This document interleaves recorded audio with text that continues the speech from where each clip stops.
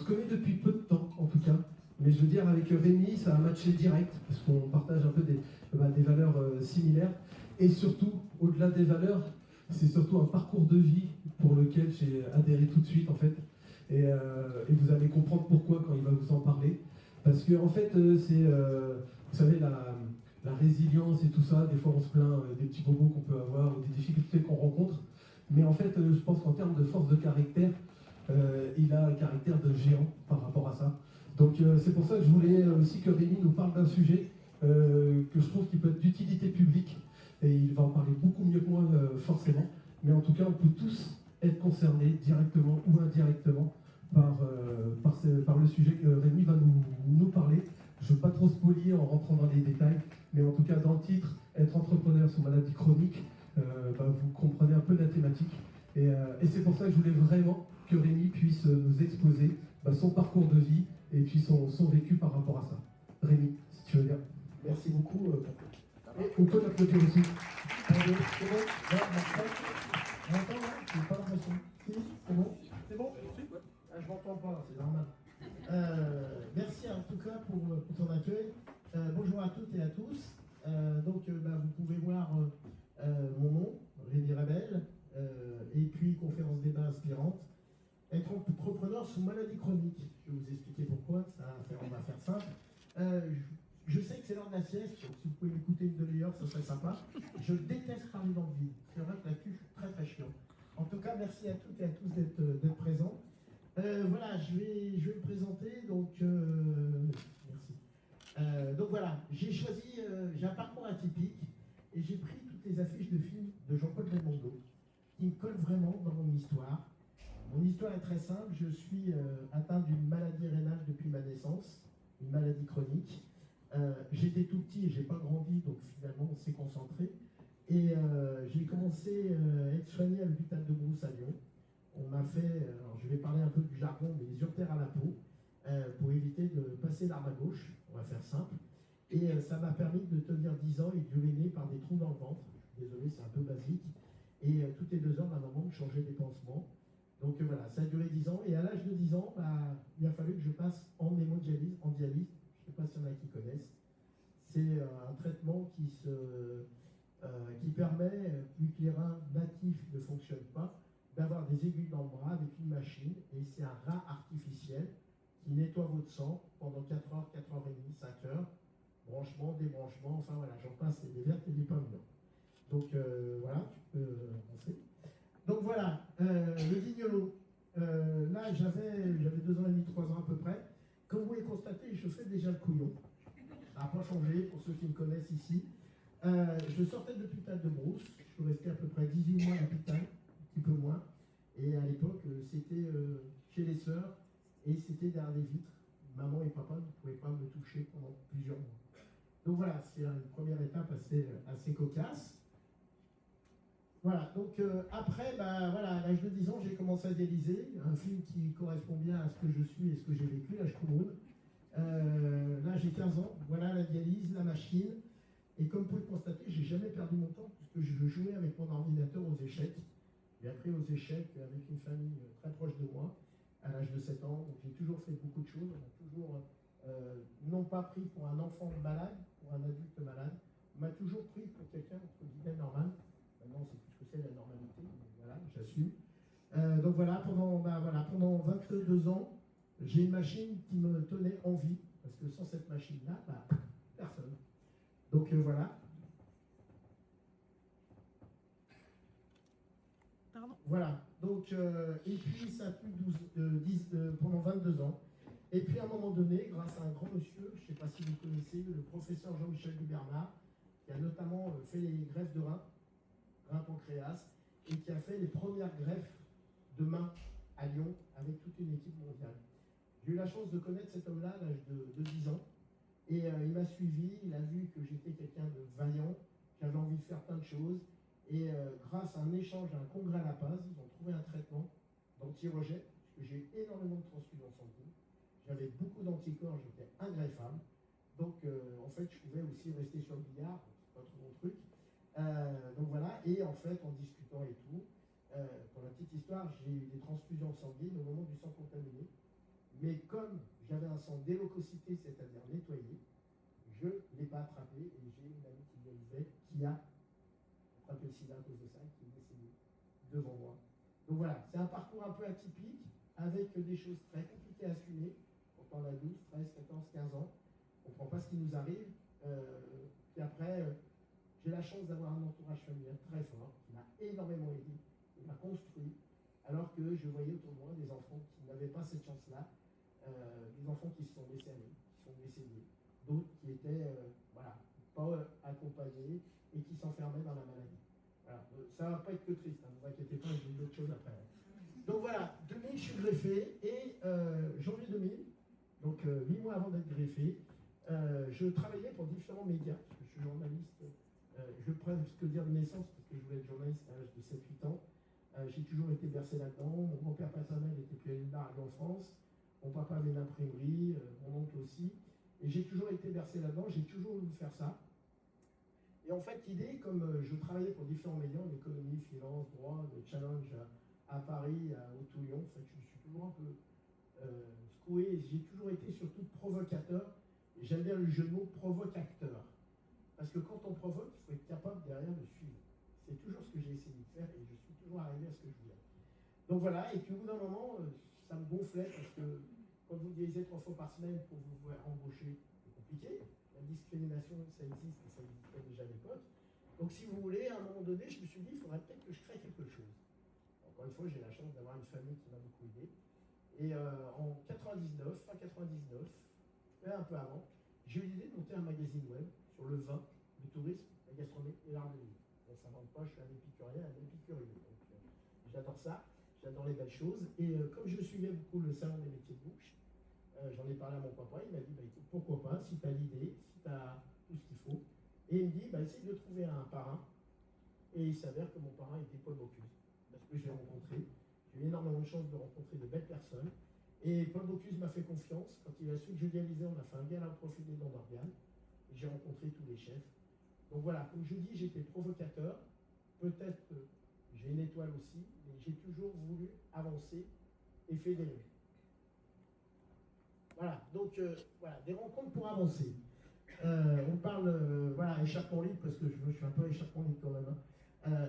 Et quelque part, j'ai du pot. Je ne sais pas si vous l'avez, mais...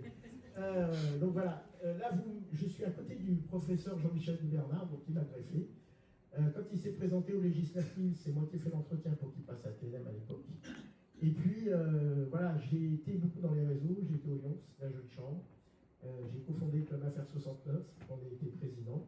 J'ai perdu la courte paille, mais bon, c'est pas grave. Et puis, voilà, j'ai été au BNI, et maintenant je suis dans un beau réseau qui s'appelle Dinabaye, je ne sais pas si vous connaissez, mais c'est pas mal.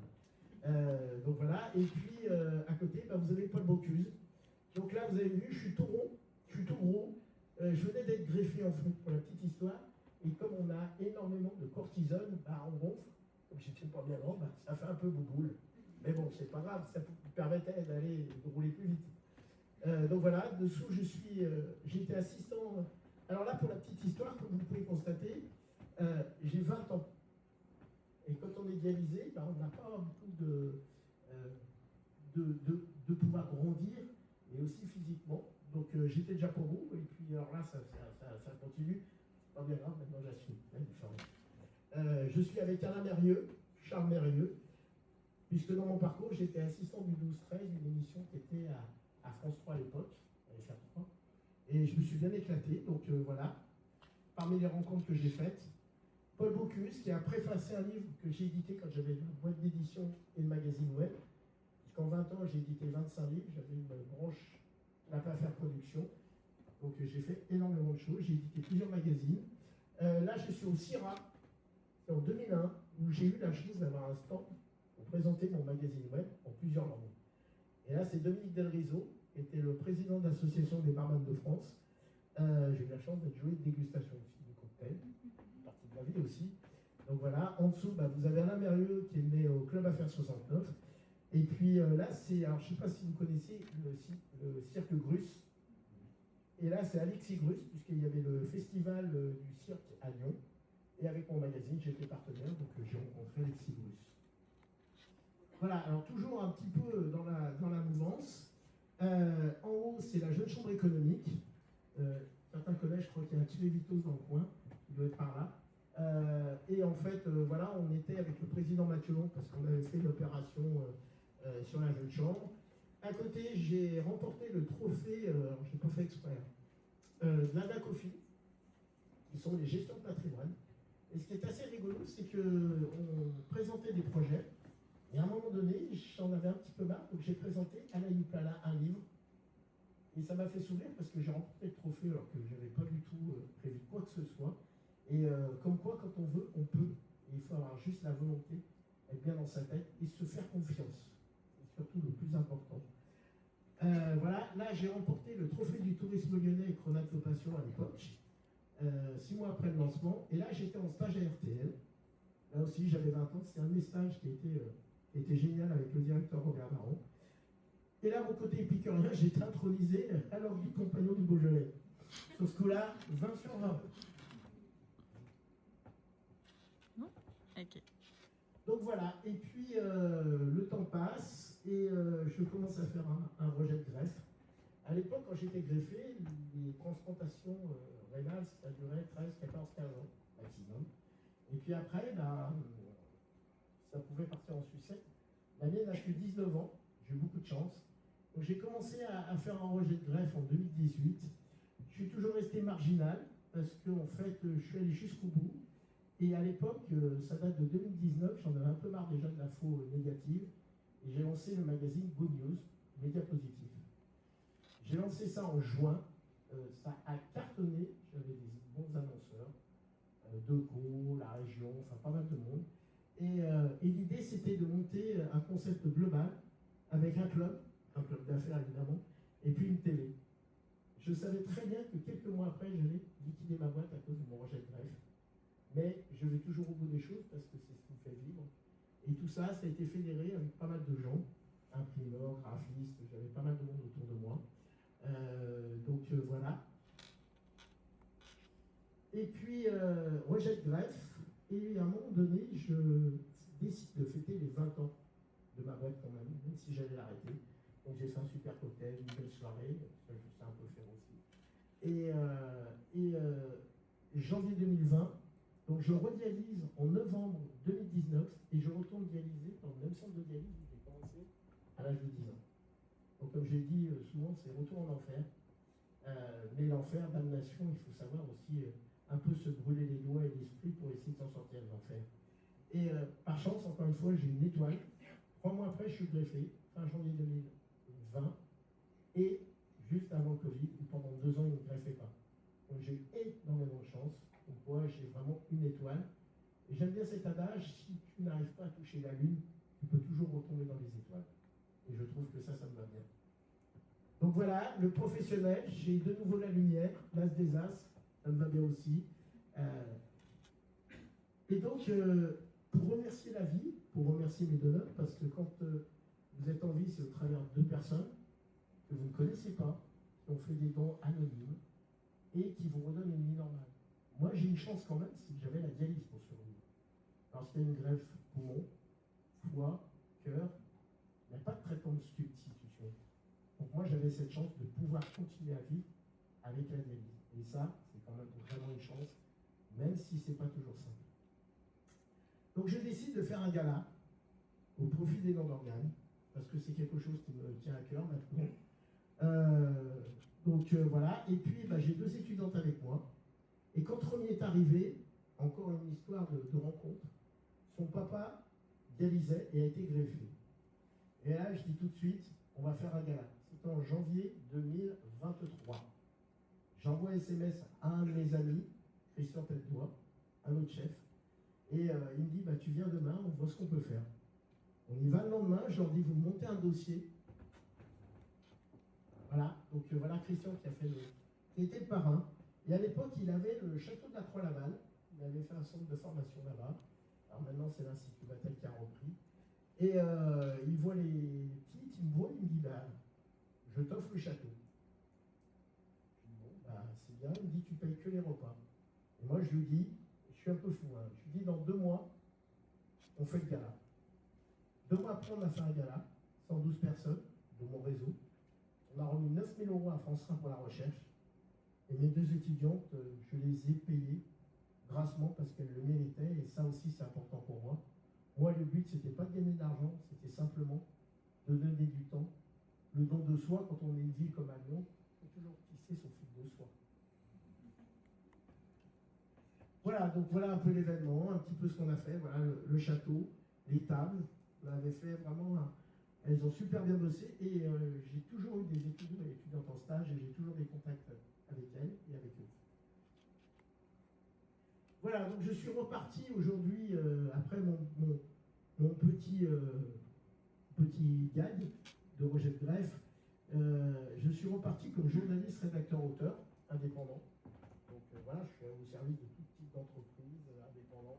Chronique portrait, chronique métier, chronique également valoriser les clients, parce que ça marche bien aussi sur les réseaux. D'ailleurs, si vous voulez me trouver, je suis sur LinkedIn. A priori, je vois un peu de monde dessus, donc tout va bien. Donc voilà, je suis reparti là-dessus.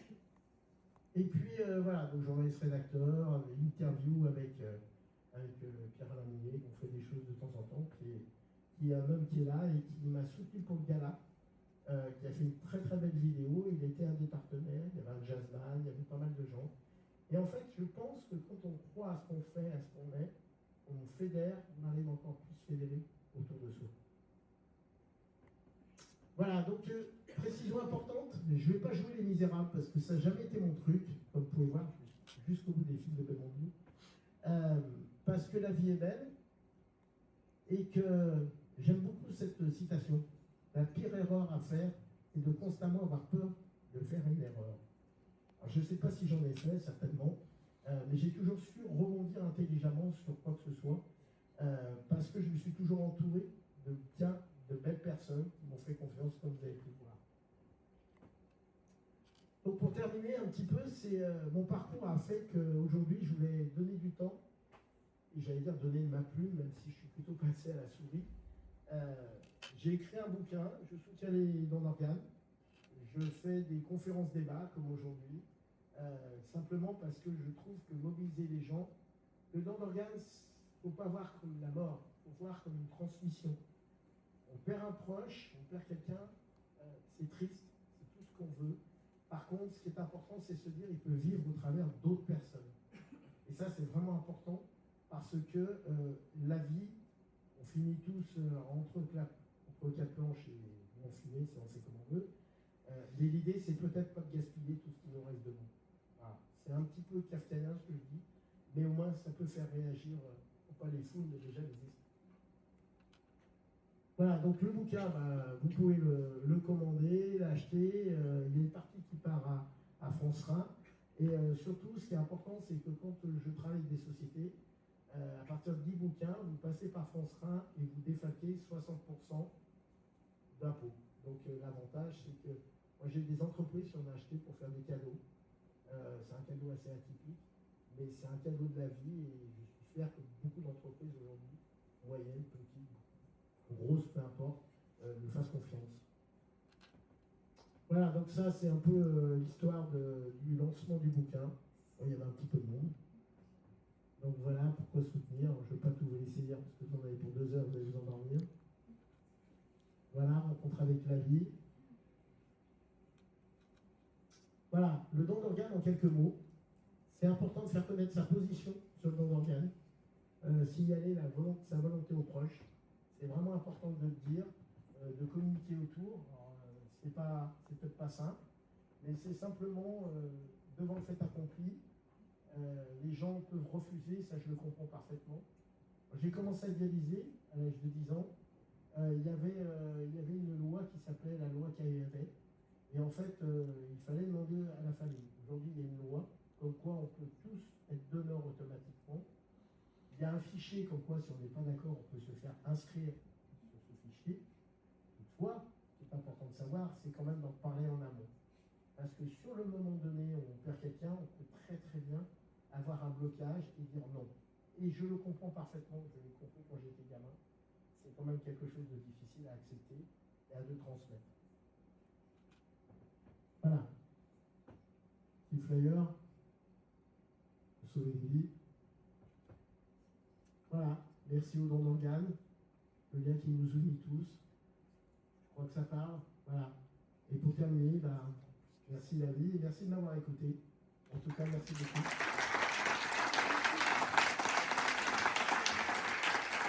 Alors, c'est tout pour moi, je vais prendre.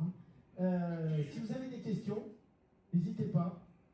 Il n'y a pas de souci. Alors, je ne suis pas médecin, mais par contre, je pourrais répondre à 2-3 trucs. Donc, ne jouez pas les timides, sinon je vais interpeller des gens. Ah, vas-y. Tu disais que le don d'organes, au moment où tu t'es fait greffer, ça durait 15-16 ans. Maintenant, là, tu es allé te greffer, c'est pour la vie. Je te remercie, il m'en reste encore un petit peu à faire, c'est bien. Non, mais je suis d'accord.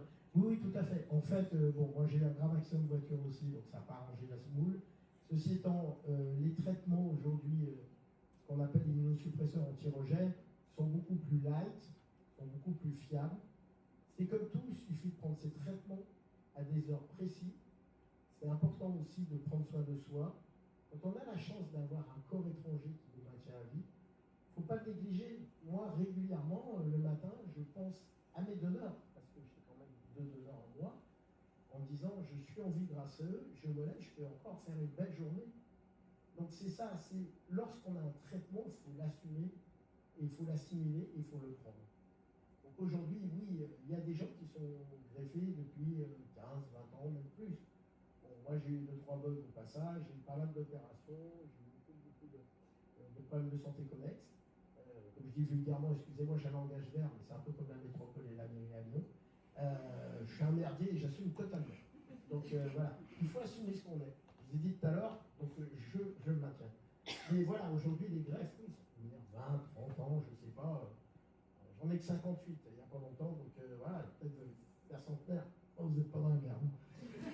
Merci pour la question, tout ça. Vous êtes bien timide. Alors, je trouve que les hommes sont un peu pas couillus aujourd'hui. Il ne pose pas de questions, mais des dames. C'est parce qu'on n'en a pas. Je ne relèverai pas parce que maintenant, on ne sait jamais, chère madame. Le doute, en fait, tient souvent la main à la peur, ou inversement. Vous, qu'est-ce qui vous a fait tenir? Qu'est-ce qui vous a maintenu et vous maintient encore aujourd'hui? L'autre, les rencontres. Pourquoi? Parce que l'autre, il est intérieur à moi. C'est-à-dire que les donneurs sont intérieurs à moi.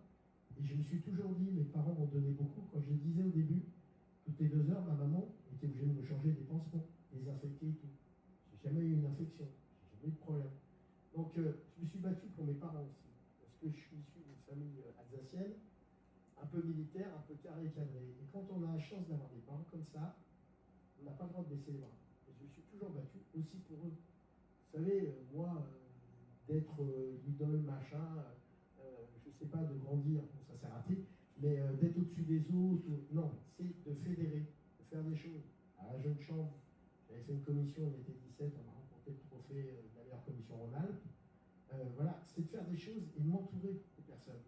Et j'allais dire, je suis, si on me dit la réussite, je déteste ce mot, je pense qu'on avance, parce que la réussite, la réussite, c'est quand on est entre 4 planches. Là, on a réussi, on a fini sa vie, donc on a réussi quelque chose. Mais autrement, le reste, non, c'est, je ne suis pas nombriliste, et ce que j'aime, c'est fédérer autour de moi. Merci. Alors, Je vais juste faire un petit retour sur un post que tu as fait il n'y a pas très longtemps. mon Un Dieu. petit témoignage où tu poses la question, est-ce qu'on est pour ou contre le don d'organes? Et tu as dit que la question n'est pas celle-là qu'il faut se poser, mais qu'il faut se poser, est-ce qu'on est d'accord pour recevoir un organe pour rester en vie? Et ça m'a plus marqué. C'est ce que j'allais dire à la fin. Tu m'as coupé l'air tout de suite. C'est pas. De toute façon, s'il n'avait pas coupé, je me chatouille les oreilles, donc il n'y a pas de problème. Oui, il faut inverser les propos. C'est-à-dire que tu as raison, Pierre-Alain, de souligner. Il ne faut pas se dire si on est pour ou contre le don d'organes. C'est s'il arrive quoi que ce soit, vous directement, un enfant, un membre de la famille, est-ce que vous êtes pour ou contre recevoir un organe? Le propos inverse est important. C'est-à-dire que si vous êtes contre le don d'organes et qu'un jour il arrive un bug, alors donc vous êtes contre recevoir un organe. fait pas. Et en France, on ne fait pas n'importe quoi. Mais c'est vrai que Pierre-Alain, merci d'avoir souligné. Je suis content que tu sois venu.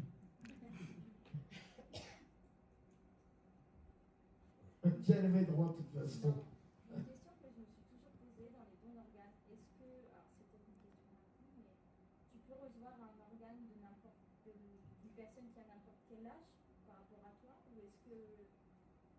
Alors, oui, tu peux recevoir un organe de n'importe quel âge. De toute façon, déjà, à un moment donné, il y a des prélèvements, il y a l'état, c'est pas fait à la nucléaire. On ne sait pas d'ailleurs qui te donne, on ne sait pas l'âge, on ne sait pas quelle personne c'est. Mais par contre, en amont, il y a une vraie étude du cas. Il ne faut pas qu'il y ait d'infection, il ne faut pas qu'il y ait une maladie. Si quelqu'un a fumé énormément, on ne va pas le prendre. Après, il y a certaines greffes comme le cœur-poumon. Un enfant ne peut pas greffer un adulte parce que la carte, l'espace du cœur n'est pas assez grand pour mettre un organe pour un adulte. Donc après, il y a plein de choses qui rentrent en ligne de compte. Après, un greffon de rein, au départ, la première fois, on l'a mis dans la fosse iliaque de ce côté. Et là, pour protéger un peu plus, on a mis un péritoine. En fait, au bout d'un moment, les choses avancent. Les gens réfléchissent. Aujourd'hui, ils sont en train de... ils ont pris un greffon, un rein A+, je crois. Et avec des nouveaux traitements de la recherche et tout, ils ont permis à ce greffon de devenir O+, c'est-à-dire receveur universel. Donc ça veut dire qu'aujourd'hui, la recherche va très très loin et on peut arriver à faire des choses magnifiques et magiques. Dans quelques années, on pourra greffer des reins de cochon, des reins de je sais pas quoi, mais oui, ça existe déjà. Il y a eu des essais, mais bon. Quand j'ai dit reins de cochon, vous avez fait la tête. Vous avez fait peur? Non, j'aime bien tout provoquer. Est-ce qu'il y a encore une autre question? Oui, il y avait Arthur là-bas. Ah, vas-y. Moi, je voulais savoir quels étaient les organes les plus demandés par les receveurs, quels étaient les organes les plus durs à synthétiser. Donc, il y a des organes qui n'ont pas encore été... Les organes qui sont plus demandés, alors je crois, je ne vais pas me tromper, mais je crois qu'il y a à peu près 22 000 personnes en attente en France d'un don d'organes. Le maximum, le plus souvent, c'est les reins, parce que c'est quelque chose et tout. D'autant plus qu'aujourd'hui, maintenant, on vit de plus en plus vieux. Donc on va être demandeur de plus en plus d'organes. Après, les organes, ça peut être les tissus, ça peut être la peau, ça peut être la cornée.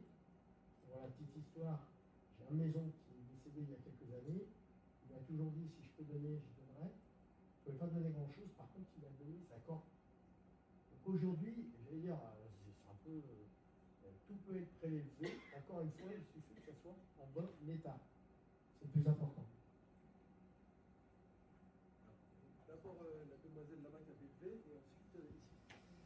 Je vous en prie, mademoiselle. En fait, il y a deux questions. Aïe. La première, c'est quand on dit quelque chose comme vous avez vécu, je ne connais pas, est extrêmement compliqué. Je dis encore félicitations à tout ce que vous avez vécu. Enfin, c'est admiratif. On est admiratif quand on regarde tout ce que vous avez vécu. Arrêtez, je vais rougir. Non, mais du coup, ma première question, c'est, je pense que peut-être, ça peut vous rendre un peu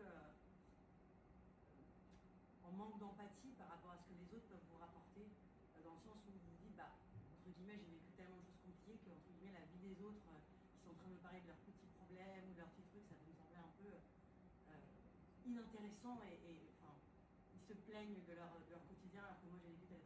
Ma première question, c'est comment vous faites? Et en fait, je vais lier ça au management derrière, parce que parfois, quand on vit des choses, on se dit, non, ma vie, elle est super compliquée et tout. Et derrière, il est en train de me parler de son petit truc. Donc, moi, la première question, c'est comment vous faites dans votre quotidien pour avoir gardé l'empathie nécessaire, finalement, pour faire que toute la vie des autres, malgré ce que vous avez vécu, reste. Vous êtes bien rattrapé parce que j'allais vous mordre sur la première partie de la question. Sérieusement, et bon, j'ai eu le temps de manger, vous avez beaucoup de chance. Alors, l'empathie, c'est pas parce que... vous savez, moi je pars d'un principe, quelqu'un qui peut avoir une grippe, un truc comme ça, qui n'a jamais rien eu, il y a le monde qui lui tombe sur la tête, comme dirait Astérix et Obélix. Donc à un moment donné, j'ai aucun problème là-dessus, c'est-à-dire que je suis respectueux des autres, c'est ce qui m'a construit aussi, et qu'à un moment donné, c'est l'échange aussi qui fait croire. Et au contraire, si quelqu'un n'est pas bien, s'il peut avoir n'importe quoi, je discute, voilà, et je suis un peu décalé, vous avez pu le constater, je pense. je fais beaucoup d'autodérision, ça prouve que j'ai une bonne conduite. Mais non, attendez, à un moment donné, on est dans un monde où on se dit tout le monde est égaux, tout le monde est gentil. Quand on voit ce qui se passe sur certains réseaux, c'est badaboum, badaboum. Or, je pense que des réseaux comme le tien, par exemple, comme Didaba et d'autres, ça permet de se rencontrer et peut-être de voir l'humain un peu plus dans les yeux. Je dis souvent, je suis le reflet des autres. Parce que je me suis toujours construit avec les autres. Sans les autres, on ne construit rien. Ou alors si, on construit son nombril et après, on en fait ce qu'on en veut. Et par rapport à la deuxième, alors est-ce que j'ai répondu? Ça répond un petit peu justement à garder, justement, comment vous avez réussi finalement à garder cette posture et cet intérêt à fond pour autrui. Et justement, vous avez répondu, puisque vous prenez l'énergie des autres et c'est l'autre en fait qui vous peut. Voilà, c'est ça. Il faut déjà, il faut s'intéresser à l'autre. J'ai la chance d'avoir un métier où c'est ça. Je m'intéresse aux autres pour pouvoir. Les Rabelais ont sorti là-dessus scientifique moelle, donc des gourmands aussi. Comme Rabelais étudiait à Lyon, donc je me raccroche aux viennoiseries. Et en fait, oui, c'est ça, c'est d'être intéressé à l'autre. C'est ça qui est le plus important. Merci en tout cas. Je vous en prie, merci. Merci pour le compliment, vous allez vraiment me faire rougir. Et on avait une autre question.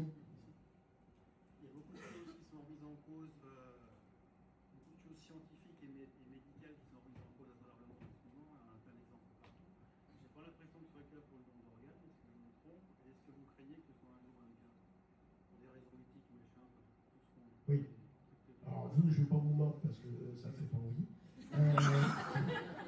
Désolé, hein, je réponds comme je veux. Alors, pour la première partie de votre question, la France n'est pas le monde, premièrement. C'est-à-dire que tout ce qui est don d'organes, tout ce qui est hôpitaux, tout ce qui est greffe, tout ce qui est médical, c'est très très bien suivi, on ne fait pas n'importe quoi. En Amérique du Sud, il y a des parents qui vendent des reins parce que des enfants parce qu'ils n'ont plus les moyens. En France, vous ne verrez jamais ça. Si vous entendez ce genre de conneries, alors là, c'est vraiment une connerie. Parce que ça ne se fait pas. On a une éthique en France qui est quand même très très profonde. Ça fait 58 années que je fréquente les milieux hospitaliers. J'ai rencontré des gens à Paris et un peu dans toute la France. Je peux vous dire que c'est pas comme ça. Et c'est pas en faisant un chèque que vous aurez un organe de plus. Ça, c'est vraiment important. Je pense qu'on a la chance d'être dans un pays hyper carré et cadré, parfois un peu chiant, mais bon, ça fait partie aussi des choses. Au niveau médical, je peux vous dire que l'évolution, et ça s'est fait tant au niveau des dialyses que des greffes, que des traitements. Voilà. Non, mais je pense, honnêtement, il n'y a pas d'inquiétude. Ou alors, ça sera dans 100 ans et encore, je ne crois pas trop. Allez, jeune homme. Je vois pas bien, vous êtes loin. Très jeune aussi. C'est l'esprit qui compte, cher monsieur. Exactement, et justement sur cet esprit, c'est la question qui m'intéresse, c'est, vous parlez beaucoup du don d'organes, je vous remercie vraiment. Vous avez utilisé Belmondo, je vous remercie aussi vraiment. Et vous avez fait voir beaucoup de personnalités qui vous ont accompagné. Moi, ma question, c'est, selon vous, quel est le don de vous que vous leur avez donné? J'aime bien cette question. Je vais répondre simplement. Le sourire, jamais je me suis plaint. Et tous ces gens-là, quand je les ai rencontrés, pour moi, c'était une chance. Et quand ils m'ont donné la chance de pouvoir travailler avec eux, comme Paul Bocuse, comme des gens comme ça, je me disais que j'avais de la chance et je n'avais pas le droit de les décevoir. Je suis un vieux machin, moi, j'ai peut-être une éthique, j'ai peut-être 2-3 valeurs encore qui traînent au fond de moi-même et qui traîneront toujours. Mais c'est ça, c'est que quand, à mon niveau, vous avez des gens comme ça. Vous savez, regardez, quand vous avez vu la photo, je ressemblais à rien. Et quand vous arrivez face à Paul Bocuse, que vous avez 20 ans et que vous ressemblez à un gamin de 15 ans, il faut vraiment être différent pour créer la différence. Et c'est ça qui est... En fait, je suis toujours souriant. Pas mal de gens qui me connaissent dans la salle, je crois. Si à un moment donné ça ne va pas, je ne sors pas et je ne vais pas faire chier tout le monde. J'ai compris à l'âge de 12 ans que ma maladie serait toujours avec moi, même si un jour j'étais greffé. Et je me suis dit, il y a deux solutions à l'âge de 12 ans. Soit tu fais avec, tu t'en sors, soit tu fais compte, tu fais chez tout le monde, tu n'as personne autour de toi. Et j'ai été élevé aussi à l'âge de 10 ans, je disais, dans un centre d'adultes. Il n'y avait pas de centre pour enfants. Donc j'ai été bercé dans le monde adulte très tôt. Alors bien ou pas, j'en sais rien. Mais au moins ça m'a laissé quelque chose. Est-ce que des fois vous avez d'autres questions? Une dernière question pour clôturer? Oui?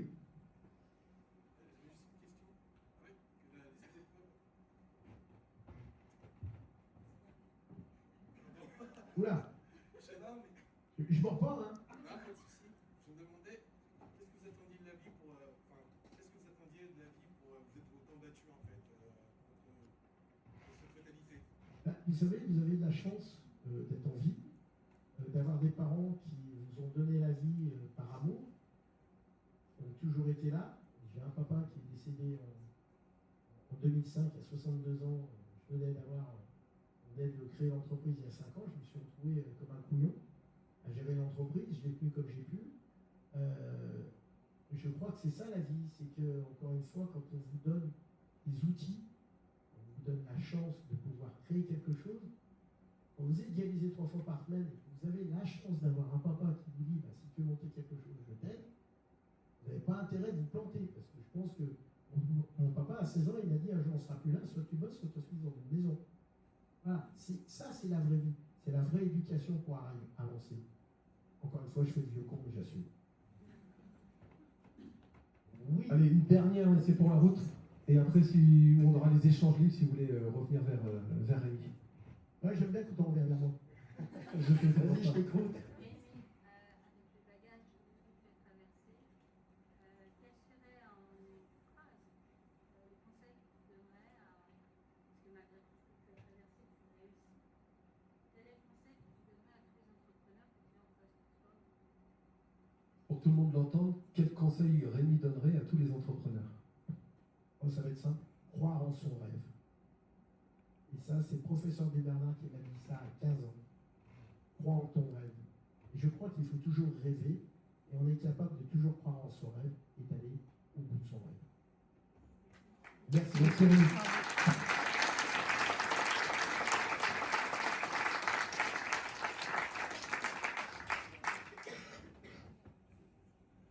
Vous voyez tout à l'heure quand je disais que c'était un parcours inspirant, maintenant vous connaissez son parcours.